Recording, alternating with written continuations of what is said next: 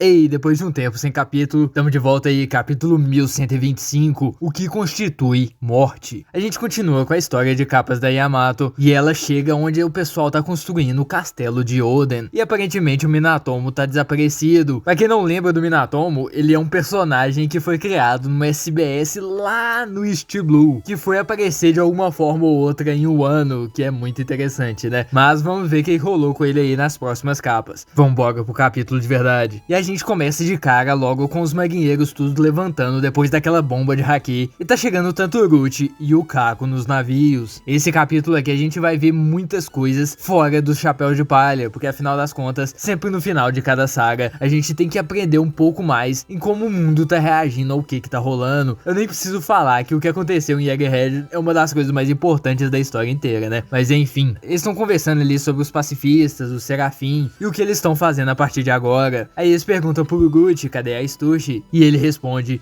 ela foi morta em ação.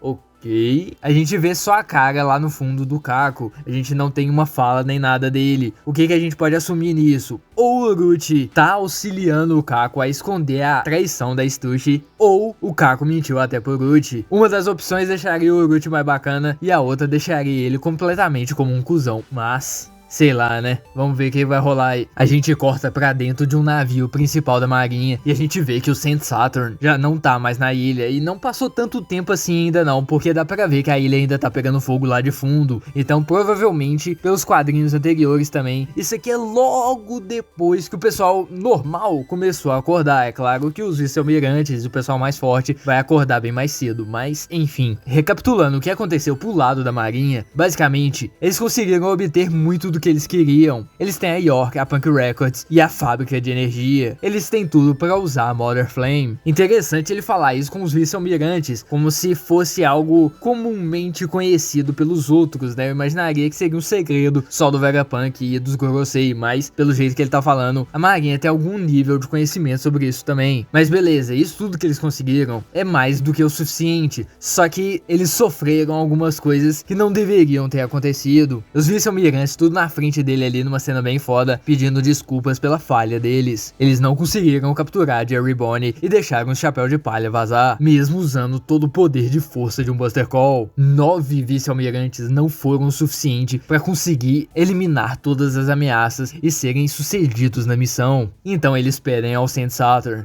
por favor, eles querem persegui-los até Erubafo. Que até faz sentido, né? Só que o Saturn recusa. Esqueça Erubafo. A maior falha não foi nem isso, foi deixar a mensagem do Vegapunk ser transmitida pro mundo inteiro. Isso foi um desastre inesperado. Sem falar no fato daquele gigante de ferro tendo saído pra superfície mais uma vez e ajudando os piratas a escaparem. A reação dos vice-almirantes é um pouco suspeita. Todos eles estão com uma cara descontente, mas ao mesmo tempo, dá a impressão que eles estão tipo, cara, a gente deixou um Yonkou fugir como uma das coisas mais importantes pro governo. E o principal problema é a transmissão do Vegapunk, sério mesmo? Mas enfim, a gente começa um flashback do Saint Saturn 200 anos atrás, mais ou menos. E a gente vê que o cara realmente era imortal, que ele tá lá do mesmo jeito conversando com os cientistas logo depois do ataque do gigante de ferro em Maria Joa. E aparentemente o governo mundial daquela época já tinha mandado aquele gigante de ferro ser sucateado e desaparecido do mundo. Só que o Saturn, independente deles, pagou aquilo de acontecer e pediu para que ele fosse escondido e aquele espécimen único fosse estudado extensivamente. Os cientistas agradecem e o Saturn continua a pensar, mesmo depois de 200 anos, ele claramente se mexeu para ajudar o Mugiwara no Luffy. Só que enquanto ele tá pensando internamente, o vice-almirante Doberman se pronuncia. Ele se identifica como um modesto e fiel soldado do governo. Só que tem algo que tá pesando muito na cabeça dele. O Saturn mencionou que a mensagem do Vegapunk foi a principal falha. Então aquilo não implicava que tem algum tipo de verdade por trás das falas do Vegapunk. O Saturn só olha pra ele e instantaneamente o Doberman sente que ele fez merda. Uou, coitado, mano. E vamos lembrar que o Doberman é um dos vice-almirantes mais antigos da história que a gente conhece faz muito tempo, né? Ver ele tomar uma dessa daqui pro Saint Saturn e talvez não ficar muito claro que ele tá vivo ou não é um pouco pesado, né? O Guillotine vê aquilo e fica meio abismado com o que aconteceu. E você percebe que mesmo o Saturn tendo feito aquilo e o Saturn sendo basicamente o chefe deles, a pessoa superior a todos eles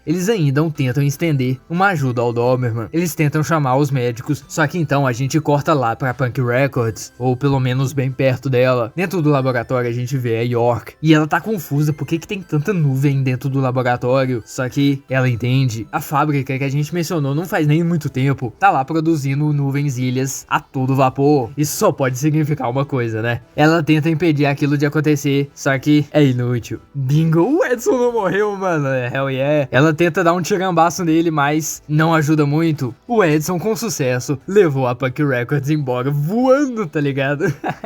Caramba, debaixo do nariz da marinha do governo mundial e até da York. Muito foda, mano. Todo mundo aí tava tentando entender o que ia rolar com a Punk Records nas mãos do governo mundial, e tá aí a resposta. Ela vai simplesmente vazar, tá ligado? E no mínimo vai continuar voando por muito tempo, né? A não ser que ela pouse em algum lugar bem conveniente, mas a gente não vai ver isso por agora, porque a gente corta pra Maria Joa e tá mó caos lá, tanto por causa da mensagem do Vegapunk, tanto por causa da situação de comida que tá rolando. Pra quem não lembra, o ataque dos revolucionários, que teve toda a treta com o Sabo, limitou bastante todo o abastecimento da cidade, ou seja, aqueles hipócritas lá de cima do governo mundial e os Tenryubitos têm agora a escolha bem limitada do que eles podem comer, e como eles são um bando de desgraçado, eles não sabem lidar com aquilo. Ah, não tem bife, por que você tá me dando peixe? Tirambaço no coitado do chefe, já era. Só que aí, a gente vai lá pra dentro da sala de autoridade e tem uma pessoa chegando que não faz parte do Gorosei. O Garlin chega com toda a postura na frente daqueles 4 que manejam o mundo no topo dele. Os Gorosei ficam meio afrontados porque que o Garlin tá chegando ali, com que autoridade ele tem de entrar naquela sala e vir andando na frente deles daquela forma. Só que o Garlin não dá pra trás, ele recebeu novas ordens. Os Goroseis ficam a entender, novas ordens, mas as ordens são a gente que dá. É um clima bem hostil e cheio de ameaça, e os Goroseis estão bem confusos do que tá acontecendo. Só que isso, obviamente, só significa uma coisa, né? Se o Garlin recebeu uma ordem que pelo jeito é acima dos Gorosei, só pode ter vindo de algum lugar, porque ele acabou de ser nomeado o novo Gorosei da ciência da defesa. Os outros olham pra ele: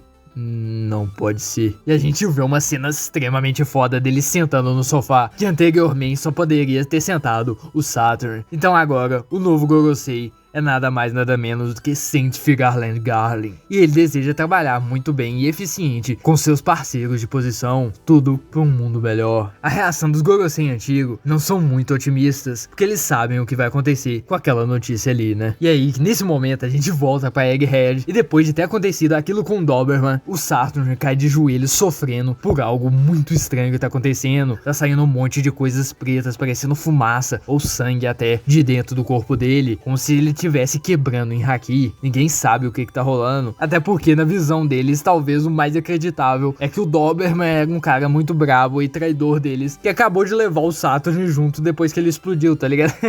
Mas enfim, todos os vice-almirantes estão basicamente inúteis naquele momento. Eles não sabem o que é aquilo, o que significa, é algum tipo de doença, o que tá rolando, que poder é esse. Eles replicam ao Saint Saturn o que eles deveriam fazer pra ajudar. Só que a situação já é bem precária, a gente vê ali o corpo do Saturn basicamente se dissolvendo. É uma visão bem cruel. Só que pra aquela pessoa que fez tudo aquilo com Kuma, com a Bonnie, e também a gente sabe que provavelmente ele fez tanta merda com qualquer outra pessoa que passava na frente dele ao longo de tanto tempo, é um karma fudido, né? As últimas palavras de Saturn é replicando a Imo, ter piedade. Só que até parece que o Saturn sabe o que significa a palavra piedade, que ele não poderia ter previsto aquele poder que foi emanado pelo gigante de ferro. Imo simplesmente não se importa. Aquela peça dele falhou. Ela deixou o Joy Boy agir mais uma vez, com um poder bem violento e um tipo de explosão parecendo com um monte de haki. Os vice-almirantes são jogados para trás com força e só resta um esqueleto, que por sinal, se não for a perspectiva do Oda atacando de novo, é gigante. O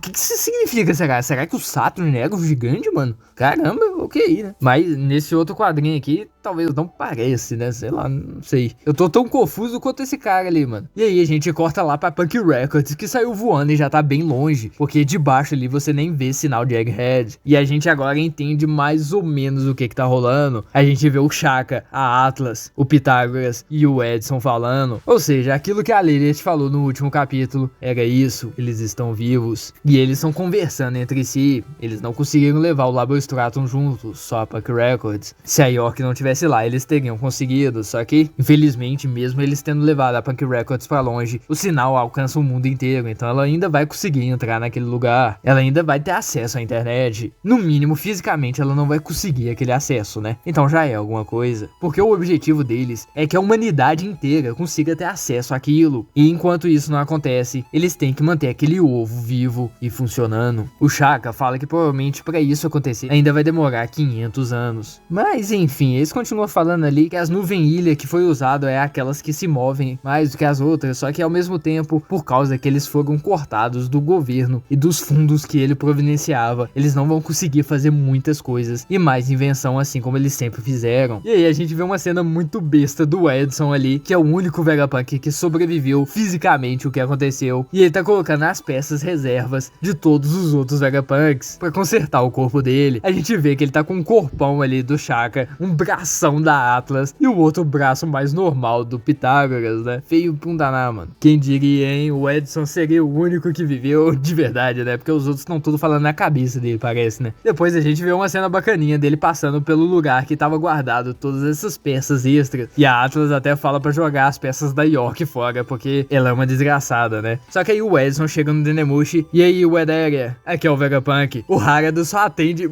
porque... Vegapunk, você não tava morto, mano?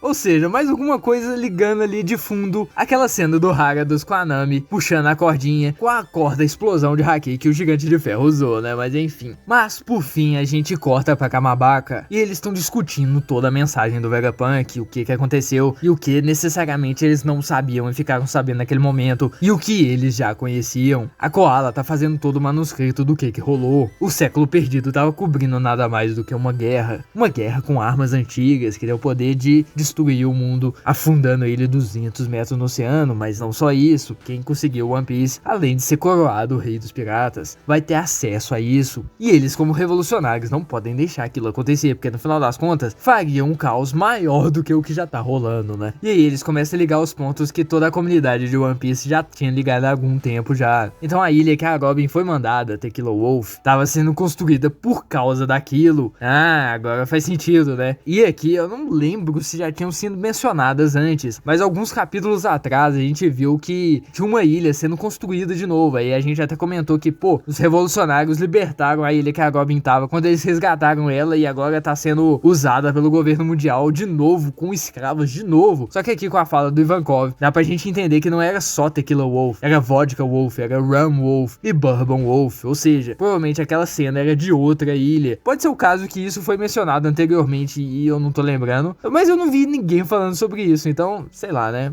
Mas enfim, é interessante entender isso. E eles estão tendo basicamente todas as reações que a comunidade teve quando tudo isso foi exposto, que agora todas as peças estão se encaixando. E como já é de costume, o Dragon não tá no meio dos revolucionários. Ele tá olhando pros oceanos do sul e pensando naquilo tudo, que no meio das pessoas que receberam aquele aviso do Vegapunk, vai ter várias pessoas que vão usar aquilo pra benefício próprio, e que os revolucionários têm que agir agora para evitar que o mundo caia no caos, na anarquia da busca por terras habitáveis. E com isso, a Era do Caos começa.